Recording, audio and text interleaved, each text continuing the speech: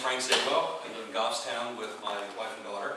I actually moved up to New Hampshire from Pennsylvania with the intention of starting an organic farm as a CSA, stands for Community Supported Agriculture, where people buy a share for that year's produce. A number of things going on that sort of put that on a little bit of a back burner. I'm not sure, I think some people might be aware, beginning of last month in Michigan, state authorities determined that pigs, basically, that are what our grandparents used to raise, heritage pigs, they're now considered invasive species. And in the middle of last month, SWAT teams showing up, guns drawn, forced farmers to kill their own pigs, basically putting them out of business. Pat talks a lot about Agenda 21. One of the planks of the Communist Manifesto is only corporate farms. Family farms have to be destroyed, and that's part of what's going on. I've been involved politically, basically, since about the early 90s. Ross Perot actually woke me up. I always voted, but I didn't always know who I voted for. But I made sure I voted, and he kind of got me thinking about things, and so I kind of have been active since then. I did run for U.S. Congress as an independent in Pennsylvania back in '94. It was a very interesting experience. And involved in a number of other things. One thing most recently is an effort in Pennsylvania called the Sheriff Project. That it's an amazing idea, but basically it's getting the citizens to support a constitutional sheriff in their county. And I'm going to be talking about the authority of the sheriff and the potential for the sheriff to restore constitutional law and order in this country. And the sheriff brigades basically were to have committees of citizens to support the sheriffs and let them know that the citizens would be there to back them up if need be. Is anybody aware of Sheriff Mack? Okay, a couple people. I'm going to be talking a little bit about Sheriff Mack. Richard Mack was a sheriff in Arizona, and one of the things that he's I guess most famous for it is a court case with the Supreme Court where he basically fought the Brady Bill with the Clinton administration. Sheriff Mack has been talking about the power of the county sheriff for years. He's touring the country, trying to explain to people what's going on and how desperate things are, and again, that there is a solution that's right there in front of us. Now, I love Sheriff Mack. I think he's great. He's woken up a lot of people. I don't think he quite goes far enough, and you might be surprised at some of what I'm going to present. Now, the sheriff, the office of sheriff actually is a very old position. It actually goes back to 992 AD back in England. And everybody kind of knows the story of Robin Hood. Well, who was the bad guy in Robin Hood? The sheriff. Okay. Why? Why was it? Why was he the bad guy? He was a tax collector. He was, yeah, but he was in league with Who was he working for? John. You have a bad king, you have a bad sheriff. Basically, the sheriff was there to protect the rights and property of the sovereign, the king. When the colonists came over here, started the colonies, the sheriff came with them, again, to protect the rights and property of the king. After the Revolutionary War, the sheriff was still there. The sovereign changed. The citizens became the sovereign. So now the sheriff was there to protect the citizens' rights and properties. And the Constitution doesn't talk a lot about the sheriff. I'm not sure if the sheriff is even mentioned in the Constitution. But everybody of that day knew what the sheriff was all about. They knew what the sheriff was there for. And the sheriff basically, the office of the sheriff predates the Constitution. So again, it's embedded in our system of justice analysis, but a lot of people are not aware of it. The word sheriff actually comes from the Saxon word reeve, meaning keeper, and the shire, basically the keeper of the shire, or the shire reeve. That's where the term sheriff came from. A lot of history there, as I said. The office itself predates the Constitution, so it's actually also based in common law, which is a very significant aspect of the office and the authorities that the sheriff has. Now I'm going to be reading from a couple books. This is one that Sheriff Mack puts out. It's called The County Sheriff America's Last Hope. The founders of America warned us that we would lose more freedoms from gradual encroachments by those in authority than by sudden usurpations from any foreign enemy. This is certainly truer today than it has ever been. Now, keeping in mind this was written a few years ago. America is at the threshold of what appears to be utter despotism. People from every state and countryside are begging to be left alone and treated as freemen. Thomas Jefferson opined, "When all government shall be drawn to Washington as the center of all power, it will render powerless the checks provided and will become as venal and oppressive as the government from which we separated." And if you haven't done so recently, read the Declaration of Independence again. It's amazing. Nothing has changed. It's the same issues that we're having today. The document's amazing. But, well, President Jefferson was right, and now what do we do about it? Who will stop this venal and oppressive government, as Jefferson so firmly warned us? And I think you can imagine what I'm about to talk about.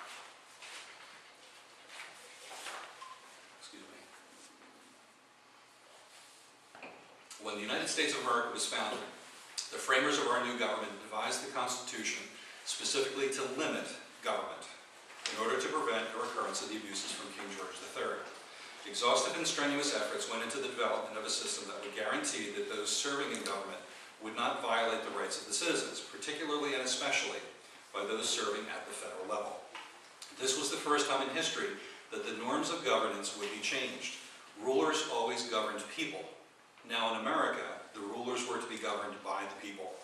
The system was fraught with checks and balances so as to provide protections to the people.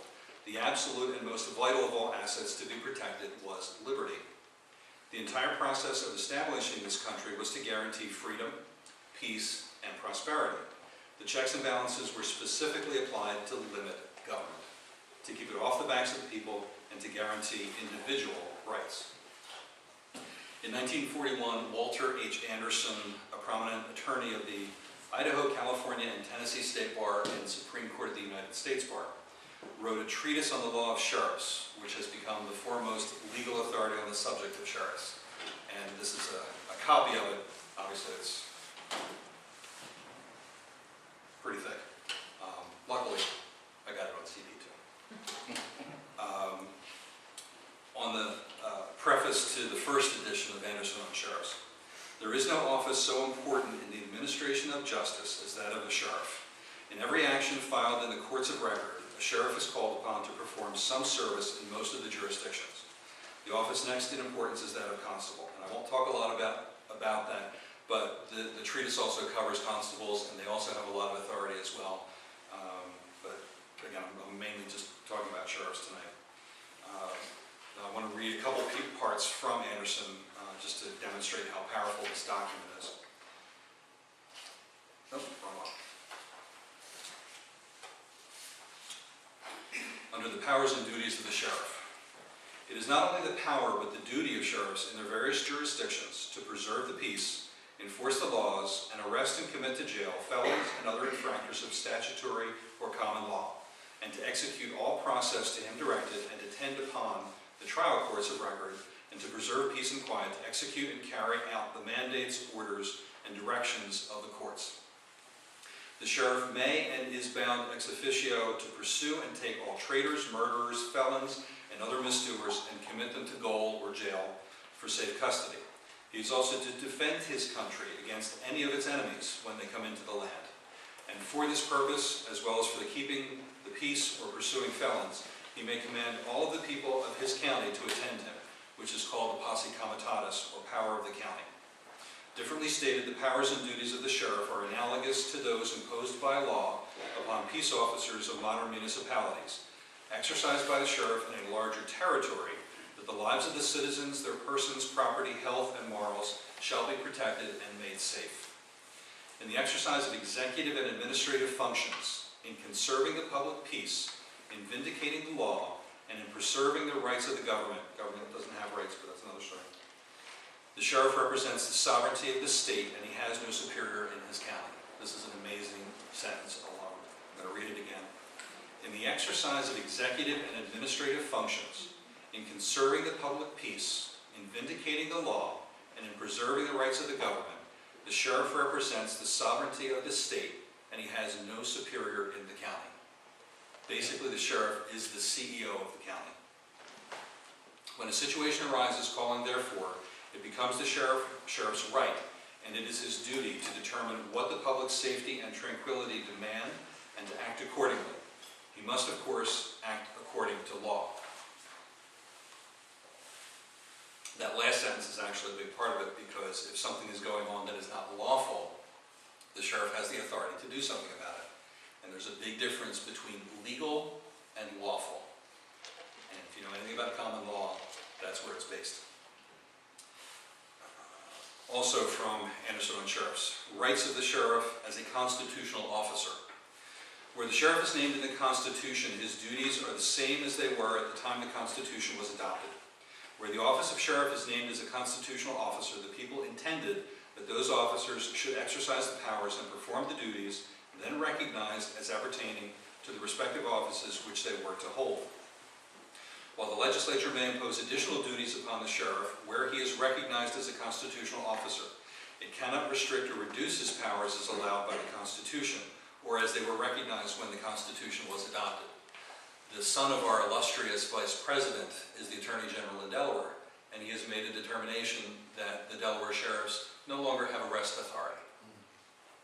Do you think maybe they know something? The sheriff is essentially a common law officer. From the very title and by virtue of occupying the office of sheriff, it carries with it all the common law powers and duties, except as modified by the state constitutions and by statutes. The sheriff is the chief law enforcement officer in the county today, even as he was at common law. His jurisdiction is coextensive within the county, including all municipalities and townships. Where the state constitution provides for the election of that officer without prescribing in express conditions the duties which shall attach to the office, it is presumed that the duties are those attaching to the office of common law. The legislature can add to the duties of the county sheriff, but they can't take away from it because of the way the county sheriff evolved. Again, the office predates the Constitution, the authorities predate the Constitution. That was part of the assumptions that were made at the time. Sorry about all the reading, but these are better words than mine. The sheriff is one of perhaps 2 or 3 public officials nationwide who has the authority to call out the militia or posse. In most states, this authority is detailed by statute and merely reiterates that which has been practiced for decades. The sheriff and the governor are the only state officials who have the authority to call out citizen volunteers in such a manner. Again, this illustrates the power of the high office of Shire Reeve. Now, if all that weren't good enough, this is basically one document. It's pretty powerful, but it is just one. In 1994, as I said, Sheriff Mack was involved in a Supreme Court case, and that's what this book is about. Prince Mack versus United States of America. 7 sheriffs basically fought against the Brady Bill, which had in it, it was directing county sheriffs to enact certain gun controls and to assist in further federal intervention where the sheriffs could be arrested. That was the threat. Sheriff Mack, along with a couple other sheriffs, basically said, this is not right, we're not going to do it. They took it all the way to the Supreme Court. 2 sheriffs went all the way, Sheriff Mack and Sheriff Prince. And again, Sheriff Mack has been talking about this ever since. The Supreme Court case upheld the power of the county sheriff. And this book also is pretty powerful. This is just a synopsis of the case. I'm going to talk about my website. There's lots of information on there. The case is referenced there if you want to actually see all the whole case. It referenced a previous case, New York versus United States. We have held, however, that state legislatures are not subject to federal direction. This was New York versus United States from 1992. And then in the order of the court from this Mack Prince versus USA, the order of the court, we held in New York that Congress cannot compel the states to enact or enforce a federal regulatory program. Today we hold that Congress cannot circumvent that prohibition by conscripting the state's officers directly. The federal government may neither issue directives requiring the states to address particular problems, nor command the state's officers, or those of their political subdivisions, to administer or enforce a federal regulatory program. It matters not whether policymaking is involved, and no case-by-case weighing of the burdens or benefits is necessary. Such commands are fundamentally incompatible with our constitutional system of dual sovereignty. And if anybody hasn't thought about it yet, Obamacare is in there. Okay. And if you pay attention attention to some of the reports you hear about federal agents coming in and doing various things. They usually have the sheriff with them. A lot of these cases, the sheriff is there. They are basically tagging onto the authority of the sheriff. If the sheriff does not allow them in the county, they don't have authority in the county. It's that simple. The federal alphabet agencies do not have authority unless the county sheriff allows it. The IRS, the FDA, the ATF, which actually stands for Always Think Forfeiture.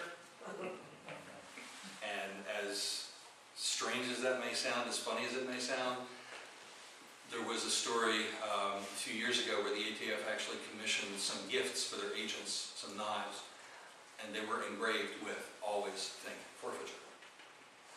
That's the mentality out there. On the website, there's a cute little story that was written to try and be able to express the authority of the sheriff to pretty much anybody, regardless of their political background. It's called The Saga of the Toilet Takers. And I'd recommend that you go online and actually read that if you get the chance. Another instance, relatively recent, that again is kind of close to my heart, thinking about starting a farm. The federal government, I'm not sure if everybody's aware, the federal government has a law that I heard just recently was lowered, but basically if you put $10,000 cash in a bank at one time, the bank has to file a federal report, supposedly to counteract terrorism.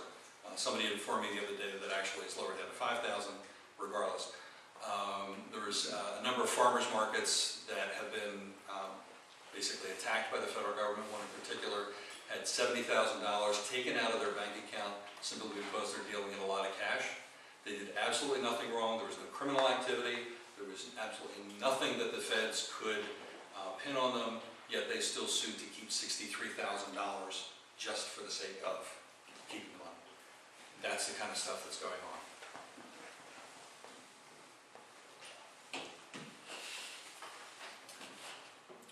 The document Anderson on sheriffs was reprinted a second time in 1982. I think I mentioned it's originally from the 40s. And it's a little lengthy, but I want to read this. It was a little bit of a premonition, but law and order, what a righteous sounding expression. But where in America is it to be found in this fourth quarter of the 20th century? In our inner cities? Don't bet your life, or you'll probably lose just that. In the remote hinterlands of our country, try going against the desires of some bureaucrats and see how quickly they come against you with their squads of unlawful enforcers, no matter where you are. These enforcers are not law enforcement officers. They are bureaucratic regulation enforcement officers. And they are violating the rights and liberties of sovereign American citizens all across the country. While this is happening, the real law enforcement officers stand back and watch it happen, or in some cases even assist them. It seems as if we have more so-called law now than we ever had, and at the same time we have less order in our society than any time in our country's history. Whatever happened to old-fashioned law and order? Somewhere along the line, the good people of America fell asleep at the switch, and as I said, I have to admit, up until the early 90s, I voted, but I didn't always know who I voted for, and luckily a lot more people are waking up. And during that snooze, the concept of the function of the American government, both state and federal, changed from protecting the God-given rights, liberties, and property of the sovereign citizens from being plundered to that of a totalitarian state, when everything is considered to be the property of the government, and therefore totally controlled by the government. The function of law enforcement changed from protecting the rights of the sovereign citizens to carrying out the will of the now imagined to be sovereign government. There was no amendment to either the Constitution of the United States or the Constitution of any of the 50 free and independent states that permitted this. A group of people just silently sneaked into positions of influence and started it happening. Now it has grown to the point where it's almost safe to say that a state of war exists between the sovereign citizens of the United States and their state and federal governments. Even as this preface is being written, and again this was back in '82, this book is being prepared and sent to the printer. A federal judge has upheld a 42 decision by the Village Board of Morton Grove, Illinois, to make it illegal for the sovereign citizens of that village to own handguns, in spite of that specific right being secured for them by the Constitution. And unfortunately, that doesn't surprise anybody nowadays.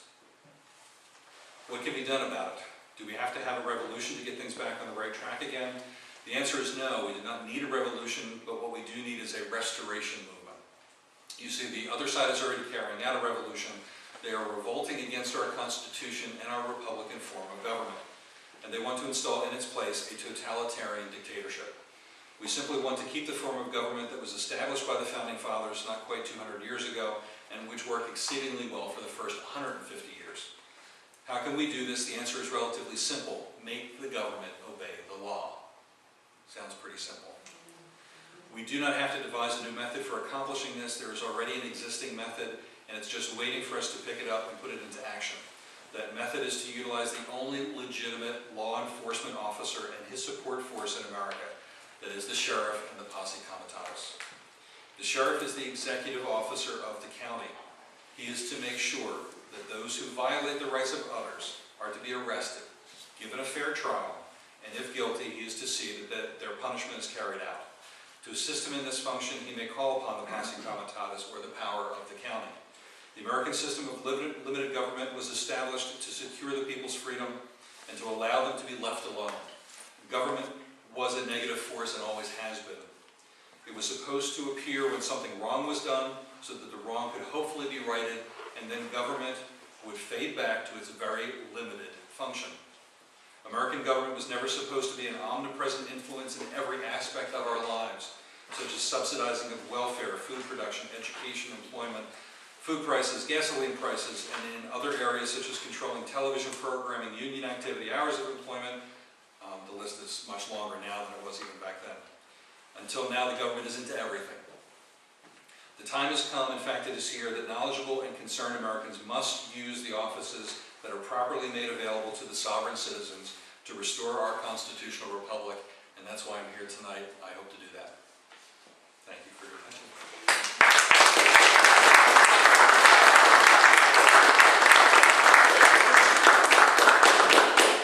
I'm sure some people have questions. This seems to be going on not only in the United States but in other countries. Great Britain is a prime example where there's a fight going on to restore the traditional common law. Magna Carta, as you know, is a feudal document guaranteed the people's right to face their accusers. And now you notice in the British courts that what they're saying is no right to a jury trial. The reason for that is there are too many victims. So what you see is an erosion over there. There's a conflict where the British people are coming out saying, we want the common law that used to protect us restored. And these statutes that are piled on us, they need to be taken off our shoulders. So it's more than just the United States, it's all over the place. But I noticed too, when I spoke earlier about Goals 2000, when you start to look into their documents, you notice that every single thing in there, even if it's math or science, they're teaching their version of government and political science, and all of it strips out the doctrine of natural law, all right, God-given rights, the right to self-defense, Second Amendment, all of that is vacant from it. So the people really are under a major scale attack, not only here, everywhere. Absolutely. It's huge. And one of the things you touched upon, in some of the experiences I've had, unfortunately, in courtrooms, there is a major difference between a jury trial and a trial by jury. And the courts basically don't want you to have a trial by jury. Because in a trial by jury, the judge is basically just a coach. In a jury trial, the judge can determine what can and can't be admitted, what the jury can accept as fact and not. In a trial by jury, the jury is the limiting factor, and they have the control. And that the trial by jury is how a lot of laws basically were basically ignored. Somebody was brought up on charges on a law. If the law really didn't make sense, it was not lawful in common law, the jury could basically nullify it. And that's another big movement, nullifying and basically the power of the jury to do that with some of these laws that are being handed down to us. So, I'm sorry, you had a question? You had mentioned about the situation in Michigan with the farmers. Did you say that was somehow tied back in with the janitorial? Well, basically that's all part of it. Basically taking over a lot of the independence people have. If people can grow their own food and provide for themselves, they're not as easily controlled. So that absolutely is a big part of it. But Yeah, it's the enforcement arm for Agenda 21. The White House Rural Council, only a few months back, took 25 agencies of state cabinet level, and what they did was, this is by executive order now, because these things are unconstitutional. What they did was they said, you're going to go out and you're going to be in charge of energy, you're going to be in charge of fiber, you're going to be in charge of almost everything in the rural countryside to assist the farmers. But what they do is they're putting pressure on them by putting together nuisance abatement teams. So if they want property and they're forcing people off their property, then they launch the darts of hell. And it could be just the EPA on an energy issue, but it's Homeland Defense, the FBI, the Office of Budget and Management, so they can unload anything they want on an individual farmer. Now, we mentioned that in our last meeting, and when I said this is like the Ukraine in '32, they're going to come out and they're going to test somebody, and sure enough they did. Invasive species, let's pick this animal, let's make this guy kill all his livestock. And so they came out with SWAT teams and weapons. It's something that doesn't belong in this country. That's a test as far as I'm concerned. We predicted that right here a month ago that would happen, and it did. And it has the potential to cause some severe difficulties. and specifically in that case of Michigan, the sheriffs were contacted and they refused to do anything about It's it. an ideal state to do it because there's 11 million hunters, so it's one of the most heavily armed states of the Union. So it's frightening stuff, folks, it really is. You said the sheriffs were contacted and refused to do anything about it. Do you mean they To protect refused to support it? Or They refused to protect the the citizens and their property. Yes, Thank you. they refused to get involved, basically. Understood. Thank you. Yes, sir. Yeah, I think you mentioned in your reading there that if a citizen is wronged by regulation, the sheriff can correct that wrong? Is that what you're saying? If there is a regulation that is unconstitutional or unlawful, the sheriff absolutely should be getting involved to protect that citizen, their rights and their property. But are all regulations become law anyhow through they're approved by the legislature, right? As I said, there's a difference between legal and lawful. Something can be legal on the books, but that doesn't mean it's constitutional, We know that. okay? There's a big difference. And that's why the office of the sheriff being a common law office is very important, because common law basically is common sense. Well, then why isn't the sheriff's going after the EPA, the Division of Environmental Services? This document is unbelievably hard to find. Sheriffs don't know about this. A lot of them don't. The courts and the attorneys basically lead them to believe that they're there as process servers, and that is a big part of their function. And very honestly, the courts cannot function without the sheriff, because process has to be served through the sheriff's office for certain things. But in most instances, the sheriffs believe that they're there to service the courts, protect the courts. And they're not aware of their true responsibility and duty. Some sheriffs are waking up. There are sheriffs that are asserting their power.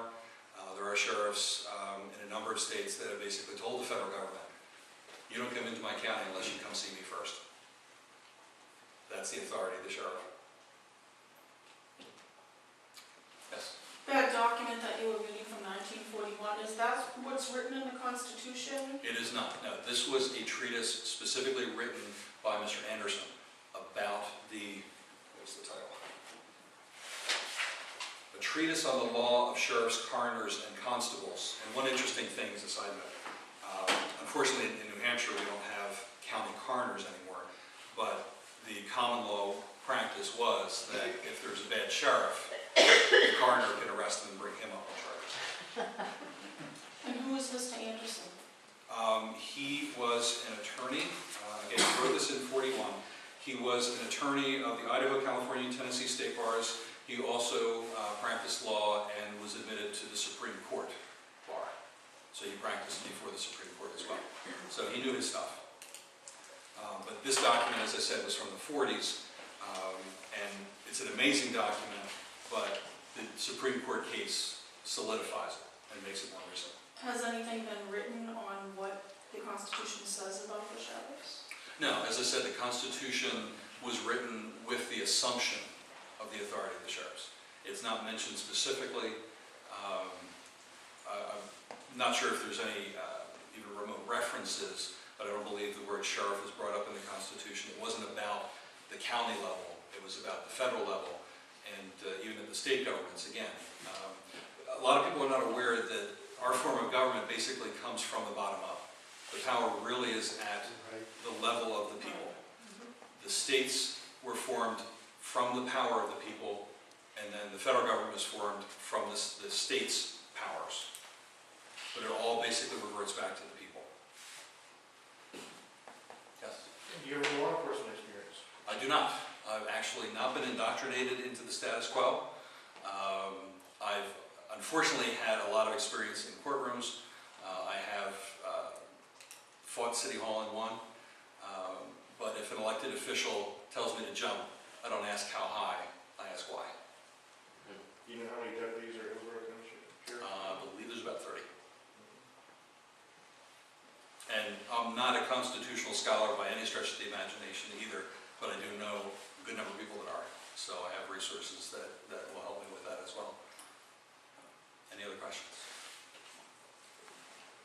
State Representative Bill Condra, and I'm curious, are you sharing your campaign information that you're sharing with us this evening? Are you sharing that with other county candidates for sheriff outside of Hillsborough County? Actually, yes. Sheriff Christopher in Carroll County apparently is aware of a lot of this. Sheriff Mack actually had a conference out in Las Vegas in, I think, January, February of this year, and Sheriff Christopher was at that conference. I've tried speaking with him. I haven't been able to get a hold of him directly, but I did send a copy of this document to him through Ed Como that was talking about Agenda 21, Goffstown Group. And there is, I think, the sheriff in Cheshire County, I've heard. Sheriff Foot. Pardon? Sheriff Foot. I think so. That's Cheshire County. I'm from Cheshire County. Okay. I believe I've heard, again, I've heard that there's some other good sheriffs out there, and I shouldn't use the term good, some other sheriffs that are educated about their authority. I'm aware of a few people that are running for sheriff, and again, I'm trying to help them with this information, and hopefully that they can get elected as constitutional sheriff as well. But all the information I have, I will gladly share with any sheriff. They need to pay attention to what's going on now and restore this authority that they have. Yes, sir. Yeah, your idea that the powers come from a common law at the time of the Constitution is in conflict with the statutory scheme that's set up for the powers. So I'm wondering whether, if you're elected, you plan to sue, or you have some other plan for ignoring the statute. Well, it depends on the situation. If there is a statute that is unconstitutional in the sheriff's determination, or it is unlawful, what can happen is the sheriff can bring forth charges against someone that's trying to enforce this law and bring them before a citizen's grand jury, and the jury would decide. The sheriff is not a dictator. They still have to follow the laws I mentioned from the document. The sheriff basically still has to follow the law, but because the sheriff, the office of sheriff predates the Constitution, their authority has a basis in common law, and despite what some people would lead us to believe, common law is not dead, but statutory law is what most people pay attention to. But it would depend on the situation. The statutory law I'm talking about is a statutory law that sets up the structure for who's the chief law enforcement agent. You know, the statute specifically says that the Attorney General is the chief law enforcement agent, and then the county attorneys serve as the Attorney General in each county. So it's in conflict with your idea that the sheriff is the chief law enforcement agent. So you have a conflict between what you want in terms of, constitutional common law structure and the statutory structure that's set up. Right. And I'm wondering whether you plan on suing taking suit to the courts and trying to work it out that way, or you're just going to go off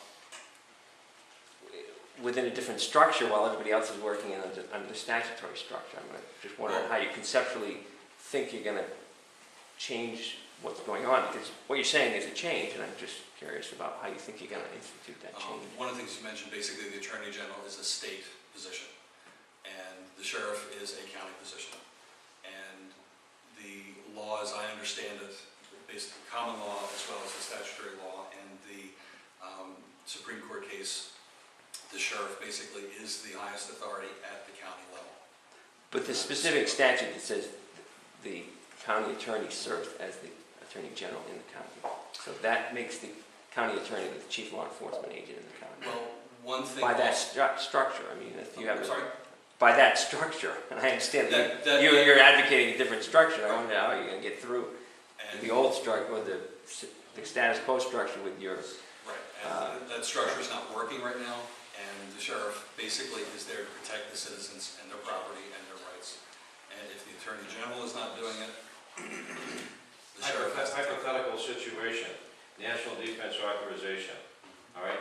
Feds come to my house tonight, no warrant, no judge, no due process of law, won't even tell me what I'm being picked up for, and incarcerated indefinitely at some obscure locale, nobody knows where I am. That's unconstitutional. What would you do if you knew that was about to happen? Day one, I would notify the federal government. They're not allowed in the county unless they come through my office. NDAA would not be enforced unless they come through the office of the sheriff. That's what this case talks about. And that's the authority that the Supreme Court of the United States has admitted to. Because that's a huge issue, it's a monumental issue, it's massive. And people are really, they're very concerned, and they're living in fear. There's nothing between that and ourselves. Unless you two are in agreement, you say within the structure that you would never allow something like that. We don't see enough pushback with the state's attorney, or county attorney generals or state attorney generals against that legislation. The stuff that's happening, even executive orders as fast as they're coming out of the White House, there's no brakes on any of this stuff right now that I can see, really. And NDAA is not the end of it. No, it's not the end. It's not going to be the worst, I'm sure. Right. Yes, Bill. Let me expand a little bit, I think, on what Attorney Hogan is referencing, because while we share with you the symptoms of a continuing loss of liberty, we're wondering if the avenue that you've identified could be a successful one. Let me try to illustrate it this way.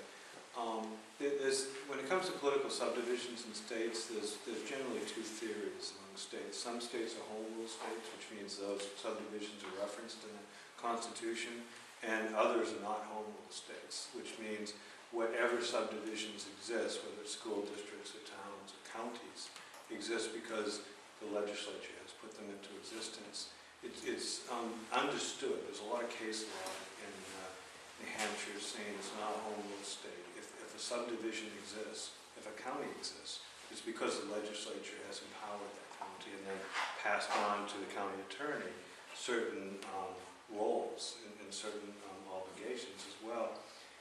So if you turn to the common law to find a source for the power of our county sheriffs, the concern, I think, that Attorney Hogan has expressed is you've gone down a dead end, because the only reason the county sheriffs exist is because the legislature allows them to exist, and therefore the legislature has outlined the duties of the sheriff. I would completely disagree with that last It's in the statement. RSA. The legislature did not create the office of the sheriff. The sheriff was there before the So legislature. the monarchy. It did in New Hampshire. So the monarchy. Right, the monarchy predates the Constitution. Right, well, that's what But we're voting I on. was every sheriff in Maine and New Hampshire, and it's clearly outlined constables, sheriffs, deputy sheriffs, and all that, right in the RSA's. Yeah, I mean, we could in New Hampshire quite lawfully not have any counties, and therefore obviously not have any county sheriffs. It's a legislative choice to have counties. Well, then you're talking about dissolving the whole structure of the state as it is right now anyway. Well, and some states have done it. Massachusetts has substantially done away with its counties. And because again, it's not considered to be a home rule state. And so, again, if you turn to the common law and say, quite aside from what our founders chose in New Hampshire in 1782 and put together the Constitution, we're going to go past that and say, well, there's this position that exists. You basically said we're going to imagine that out of the history something exists that was rejected when the Constitution was put into place, which is common law sheriffs as opposed to statutorily enabled sheriffs. Well, as I read from the document Anderson on sheriffs, the legislature can add to the authority of the sheriff. They cannot take away from it lawfully. But that's challenging the sovereignty of the people. No, this is supporting the sovereignty of the people. The sheriff is there to support the people. The sovereignty of the people is reflected in the Constitution of 1782 as amended. And you're basically saying the people in 1782 and as an amended Constitution never had the power to do away with county sheriffs. And that's just not in accordance with our theory of governance in this country.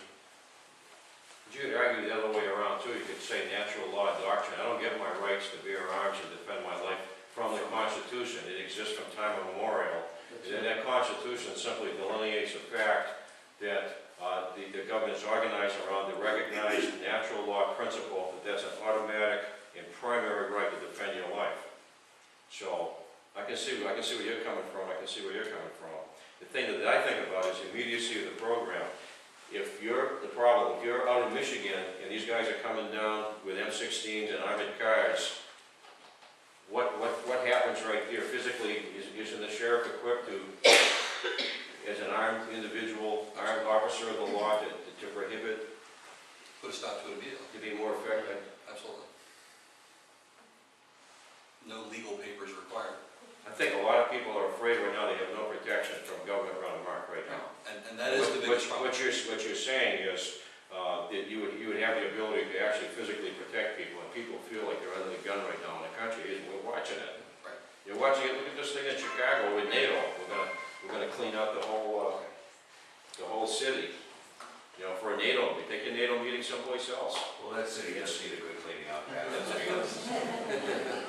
But Pat, one of the things we have to be careful not to do is confuse the natural rights of individuals with natural rights to a certain structure of government. We do have a freedom of speech that was only articulated but doesn't find its existence in the Constitution, just like our right to bear arms is articulated there but doesn't find its existence there. It existed prior to the Constitution. Those are the rights of individuals. But there's no right to a certain governmental structure. And the governmental structure is set up by framing documents like constitutions. And to say that there's a constitutional right to have a county sheriff is to sort of confuse that with our rights as individuals. Anybody else? Yes. I was wondering if Bill could explain,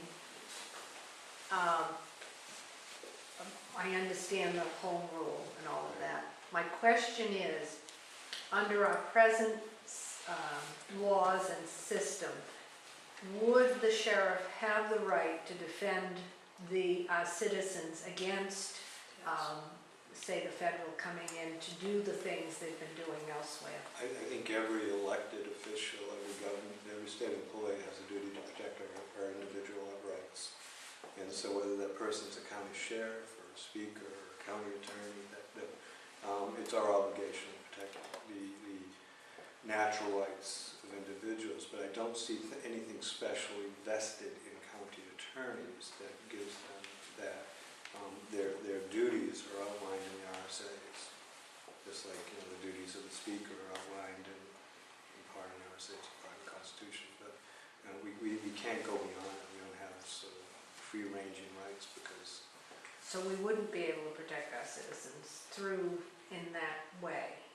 Well, again, I think we have the obligation to, certainly as a speaker, I have the obligation to ensure at all times that we're protecting the rights of individuals. And Dennis Hogan does too. But that doesn't mean that because a lawfully executed law offends us, that we have a right to take the engage in extra legal activities. In essence, that just becomes anarchy. And anarchy is one of the biggest enemies of freedom. And I did not say anything about laws offending anyone. If it is unlawful, if it is unconstitutional, NDAA, some of these executive orders, the state representative is not going to be able to block the federal government. The county sheriff can. Anybody else?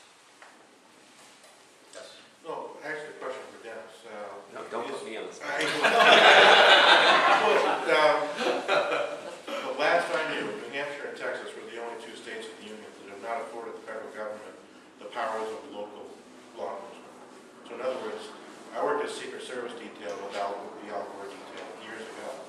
And Secret Service and agent in charge said, deputy, go over there to see those people, arrest them, to get under control. I actually said the words, why don't you do it? And she said, because we can't. We can't arrest on a local or a state law. Is that still true? As far as Yeah, I mean, they can't even write a parking ticket, but any other state besides I Texas. didn't know the others could. It's Right, surprising. but they couldn't arrest someone for disorderly conduct, they couldn't arrest somebody for a state law, only a federal law. That's still true, right? Yeah, the You know, federal these two government, states, the this federal state- government doesn't have a right to enforce state laws. Right. So by I'm surprised to executive hear order, Dennis to hear that other states have vested federal agencies. right, so at least we have that going for us. Right? Another question, so therefore, if the latest one of the executive orders, I believe, that you're not allowed to be holding a sign maybe where there are Secret Service people, does that mean that's a federal mandate out of the executive order? Does that mean that if, you know, the Secret Service still could arrest you because it's federal? I would say, yeah. I would say yes, in that instance, they're exercising, I assume, the statutory rights to protect federal official, presumably the president. And if you have a problem with that, you follow the natural course of it. You know, get arrested for doing it, take it to the judge, you know, say it's unconstitutional. Yeah, I mean, they Make certainly your extend it. I mean, you have these, what do they call them, free speech zones? And Right, you yeah. put your way down on the street and have some free speech, and those are clearly unconstitutional. Clearly unconstitutional, that's why I wondered whether they can arrest you within your state to do that. You're telling me they can. They can arrest you. I would think it'd be an illegal arrest. I think you need to challenge the court saying I have a First Amendment right to speak to the president through signs or whatever demonstration.